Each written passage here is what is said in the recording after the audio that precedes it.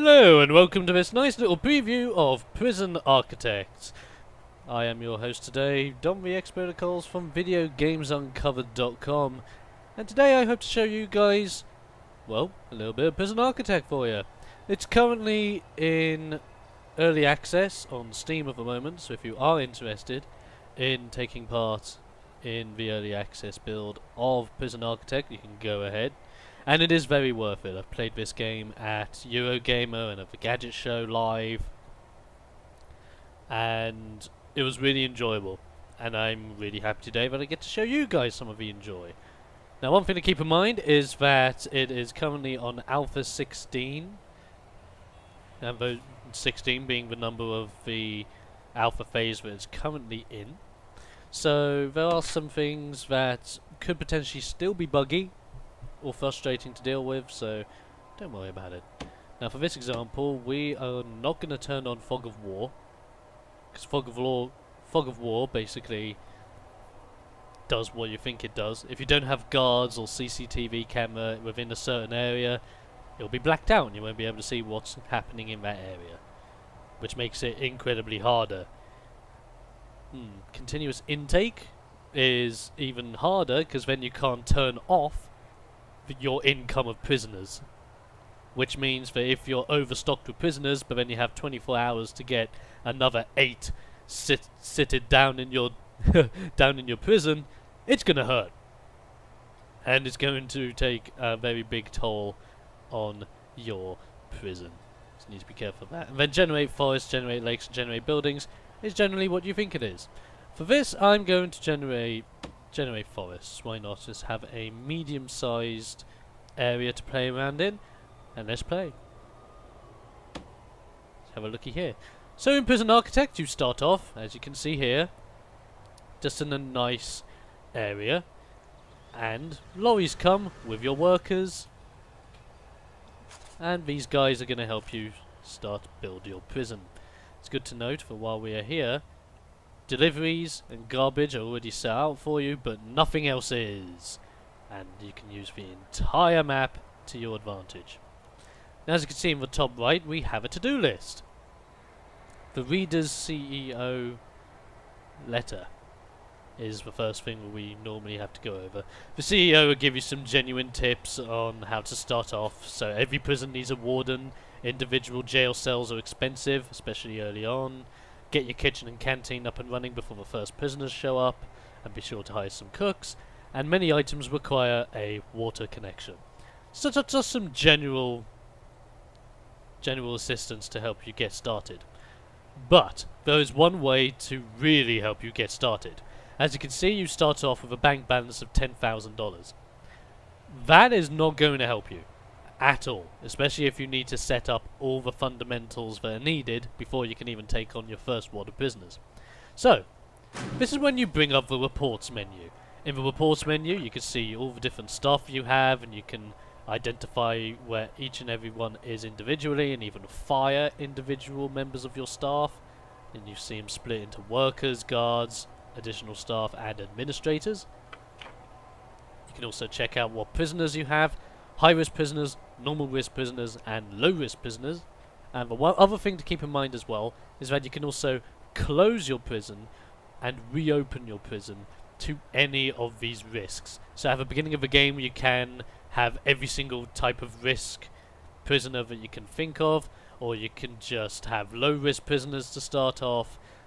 It's completely your choice. For the sake of this, we're going to have low-risk and normal risk. Low risk are basically the guys that are less likely to cause any trouble in your prison and just want to sit their time, and they'll probably have the lowest amount of time to have in your prison. Normal risk prisoners are the ones in between. They can create trouble, they can get very rowdy, but not as rowdy and not as troublesome as the high risk guys. And the high risk guys are also the guys that could potentially have to be executed. So it's I haven't seen any normal risk or low risk guys that need to have the electric chair, but most of the high risk guys, yeah, you're gonna need an electric chair. And for the sake of this preview, I don't think we're gonna see the electric chair in action anyway, because building an electric chair early on is not financially good. for your prison. So, it's fair. It's okay. So for the sake of this, we're going to have normal risk and low risk prisoners coming in. Jobs!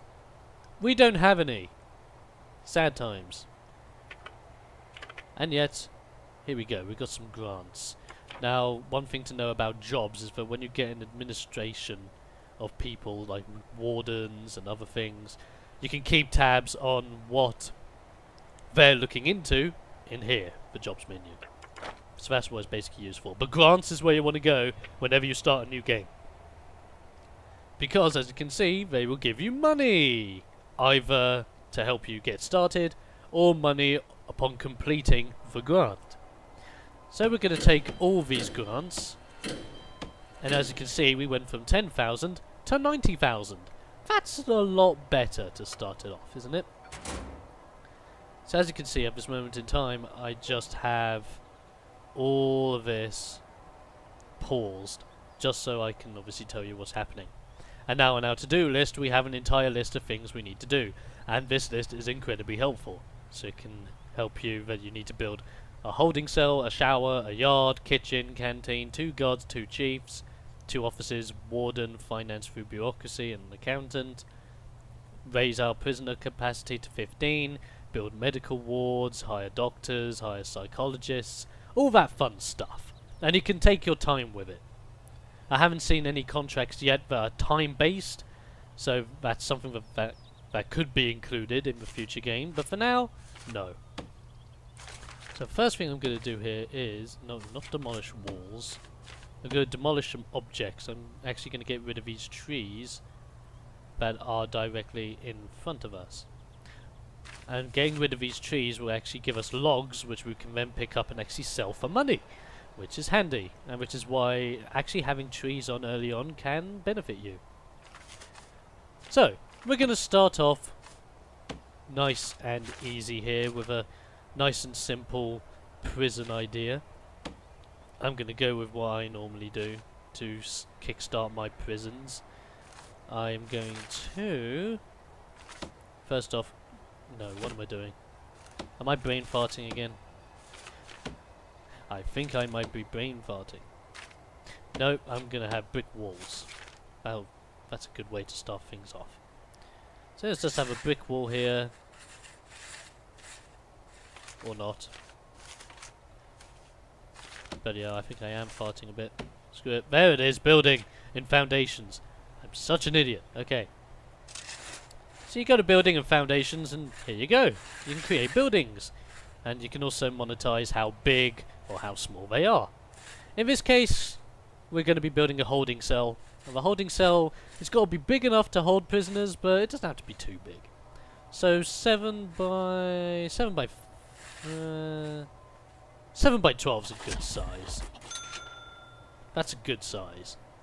And we want to put it here because in the delivery section is also where your prisoners are going to come from. So effectively we're going to have our prisoners in here and then go to the holding cell. So that makes sense. Now what I tend to do opposite the holding cell is to build just a small-ish building, about 12 by 5. And that's going to be our shower quarters. You'll see how I'm going to construct these individual rooms in a bit, because when you've built a room, you need to identify what room it's going to be, and then, if that room does require objects before it can work, you then have to put in the objects. So there you go, we've got a holding cell and a shower. A yard I'm going to build separately in a bit. What I am going to do, I'm going to actually play the game whilst I am now working on this. Dismantle some more trees to clear them out of the way. Just dismantle a huge wad of trees. There you go, that'll help.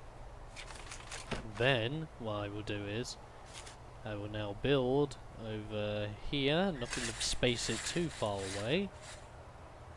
I'm going to create, if we do 12 by 12, should we do? No, I'm going to do 12 by 13, so that's big. And that's going to be our kitchen. And the kitchen is going to be quite handy for what we're going to do. That's going to be our joint kitchen and canteen, by the way. It's going to be split in half in the middle, and then we'll have our kitchen and canteen sorted. What I normally do is, after I've built these three, I normally leave the southern area free, because the southern bit I normally create into a giant individual cell location for when we are better off with ourselves. But I'm just going to fill out these other requirements first. What else do we need? Kitchen, canteen, a yard. Okay. The best way to build a yard, from what I have personally found out, is to build this fence. Is to build a fenced out quarter of your prison.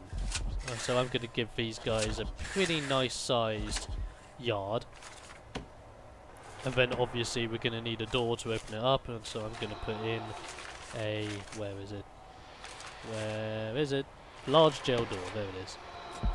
And whilst the large jail doors are here, I'm going to put large jail doors on every major room that's going to have convicts in.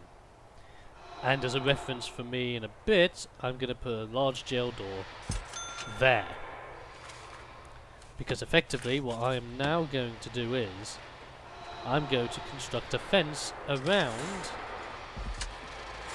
here. So that these individuals that are going to be coming to my prison cannot run away and cannot create trouble. Very nice, that's much better. Very nice indeed. As you can see here, we can now sell these stacks of logs and get some money from them. The amount of money that you get from these stacks seem to be randomized for each individual stack of wood, which is quite awesome, because you're not guaranteed to get the same amount of money for each stack, so that's nice. And may I also mention, the Prison Architect has a great use of autosaving. It autosaves whenever you believe autosaving is going to be good. And it just automatically does it, so that's great. So you don't have to worry about constantly saving. You can constantly save, by all means, and I encourage what you do, just in case. But of course, it's not the end of the world. Now what I'm going to do here, I'm going to put staff doors against these walls as well. Because these staff doors will only ever be used to let staff in and out of certain rooms without the need of... what is it? Without the need of officers, prison officers, to unlock the doors for them. To then get around the place so that your workers, your chefs, they'll be in the kitchen as well, can just move around freely and go about their daily business that they have to do without the worries of anything. So I'm just going to keep selling these log stacks. You can't... oh, you can't sell a tree stump, that's a shame. Okay, so we're going to sell these. I'm going to pause the game here because now, as you can see, we have 2 rooms completed already. So now we have our foundations down, the next step is to go into rooms, where we're now able to allocate these buildings as specific rooms. So this one down here, we want to be a holding cell. It needs to be at least 5 by 5, it needs to be enclosed, it needs to be indoors, and it needs to have at least a toilet and a bench. So first, as you can see, it's 5 by 10, so we're fine. And now we need it to be indoors, we need it to be enclosed, and we need to have a toilet and a bench. So it is indoors, it is enclosed, we just need a toilet and a bench. And how do we solve that? We go to objects. And we can find toilets. So I'm going to put a toilet over here. And benches. And I'm going to put a couple of benches at the back for people to sit down in. One thing I just tend to do as well, just to make it look neater, put 2 walls around the toilet just in case the prisoners want their privacy. I know it's a holding cell, so it's not really that private anyway, but you've got to make it as good as you can. Be as kind to your prisoners as you can, even though they are convicts, you know. So we have a holding cell, now we're going to build the shower. Now where is the shower? There it is. And for a shower, just do this. And effectively, you could just have, well, the shower's pretty much the easiest one, because all you need are shower heads. But there is a trick to showers that I have learned that I am going to show you guys in case you're interested. So I'm going to do a row of shower heads in the middle here, and then around these shower heads I'm going to put drains, making sure that I actually put the drains in the places that I want them to be in. And you might be thinking, why are you putting drains around it? Well, if you don't put drains around it, this room can be heavily flooded. And you don't want floods because it upsets, well, it upsets your convicts. So, just want to put drains in there to make it all friendly and good. That didn't override the toilet, did it? That actually overrid the toilet. So I'm going to put a drain there in front of the toilet and put the toilet back in. Much better. So with that said, now that these rooms are completed, the workmen are going to put in the lights and make sure they're installed. But after the lights are installed, we're going to install the objects we have. So let's just continue here and see where that goes. It's really good to also see all the individual workers doing their own little jobs. I'm just going to keep sending these logs. Precious money. And the reason why I'm demolishing these trees is simply because it's going to cause a bit of a problem later down the line because of space. Let's see, they need to move those logs out of the way. I'll get some time eventually to actually get all the logs, but this is just a preview and I'm just showing you guys the fundamental aspects of it and where it stands at the moment. So we have our new kitchen foundations created. Kitchen and canteen. So what I'm going to do here is I have a brick wall and I'm going to cut it in half. So now we have the top section as the kitchen and the bottom half as the canteen. Let's see if my sizing arrangements are roughly right, shall we? So let's go into rooms, canteen, and we're going to make that the canteen. And then we're going to have kitchen, wherever I put the kitchen, there it is. And the kitchen's going to be that. Very nice. So you have a kitchen and your canteen perfectly split. Now I'm not going to build anything in there until the wall's installed, just to make sure that I got these room measurements right. The great thing is with these rooms, you can actively screw up making a room, but luckily the actual plans for what you want these rooms to be don't cost anything. So you can take your sweet time, you can make mistakes, and then you can fix those mistakes at a later point. So as you can see here, we got our fence fully built around here now. So what I am going to do, I'm going to make it a little bit more enjoyable for our prisoners to come in. So I'm going to set up some paths, some lovely little paths. Very nice. There are some kinds of flooring as well that are outdoor, indoor only, that can also help speed up the process. Hence why putting down paths is actually not a bad idea. Because if you put down a good enough path, it can speed up the process of you transporting prisoners across. It can speed up officers having to move around places, speed up workers having to move around places. It just helps in general. Makes everything much, much better. So our yard is currently being constructed and that's going to come on alright. Now it's time to look at the one section I haven't brought up yet. This will require pausing, and let's have a look at utilities. It does seem scary at first, but don't worry, it's incredibly simple to understand. So effectively, with utilities, you need to create a power station so that you can power your entire prison, and you also need to create a water pump that can spread water throughout your prison. So what I like to do here is, I like to, first things first, connect the power station to the water pump station, because the water pump station needs electricity to work. Simple as. And I also like to do all the electricity first. So I'm just going to make sure that the electrical cable are... You don't need them directly over where the light source is or where you need technology. You just need to make sure they're in the room and make sure that they are delivering light where they are supposed to. In some cases, you will need the power cables to go to specific areas, but at the moment we're fine. We're going to need them to be in specific areas for the kitchen in a bit, but I'll go over that when we hit it. As for the water pump, we need pipes. Small pipes and large pipes. Large pipes are great for just transporting water over long distances, but it's bad because they're big enough for prisoners to crawl into, because yes, prisoners can do the Shawshank Redemption thing, climb into a large pipe, and climb their way to freedom. You don't want that.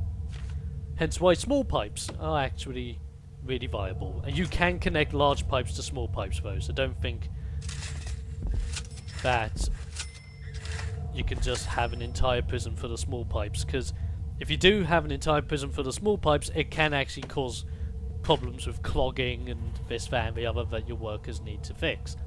So what I tend to do is, I tend to have the water pump station near the toilets, or at the moment near the showers and the toilet at the holding cell, so that I can just have small pipes going through. Which reminds me, I need a small pipe going down here to the toilet. Whilst on the other side, I have large pipes going out from the water pump station, behind the back of the kitchen, and then from behind here, loop around where my prison is going to be, but nowhere near any prison cells. Because if you put the large pipes near any prison cells, the prisoners will be more likely to break into these pipes and find a way to freedom. So you need to be incredibly careful about your placements, but that is basically all that I need. So I'm fine. So we can come out of that, our payments can go through, and we can continue and see how things are going.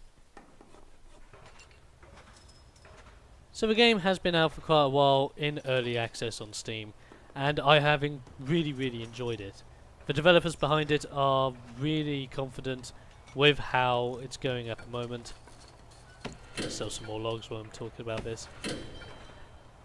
And in all honesty, they should be incredibly proud to how the game plays at this moment in time. Yes, it is early access.